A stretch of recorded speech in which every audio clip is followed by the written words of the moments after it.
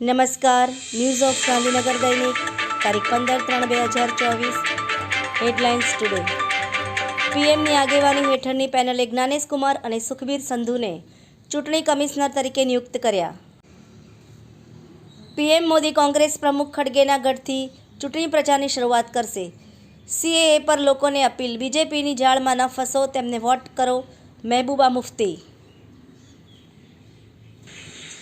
કેસીઆરની પુત્રી કવિતા નિઝામાબાદથી લોકસભા ચૂંટણી નહીં લડે. વિધાન પરિષદના સભ્ય છે. કોંગ્રેસ પાસે લોકસભા ચૂંટણી લડવા ફંડ જ નથી. ખડગેએ ભાજપ પર પ્રહાર કર્યા.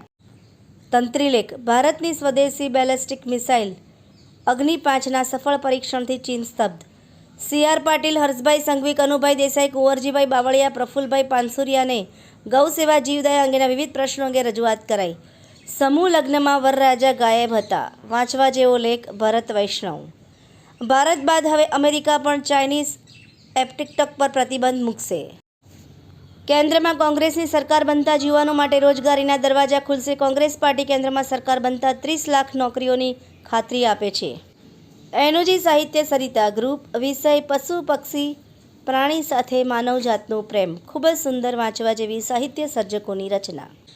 માણસા સબ ડિસ્ટ્રિક્ટ હોસ્પિટલ આરોગ્ય કેન્દ્ર ખાતે વિશ્વ ઝામર સપ્તાહની ઉજવણી કરાઈ.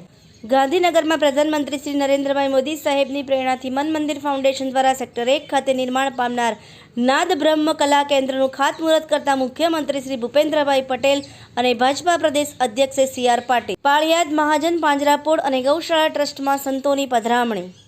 એએમસી ઔડા તેમજ સાબરમતી રિવરફ્રન્ટ ડેવલપમેન્ટ કોર્પોરેશનના ₹3012 કરોડના વિભિન્ન વિકાસ કાર્યોનું વર્ચ્યુઅલ માધ્યમથી લોકાર્પણ તેમજ ખાતમુહૂર્ત કરતા શ્રી અમિતભાઈ શાહ. જિલ્લા પંચાયત શિક્ષણ સમિતિ આહવા ડાંગ પ્રેરિત નકટિયા હનવત કેન્દ્ર શાળા દ્વારા આયોજિત વાર્ષિક શૈક્ષણિક સંમેલન.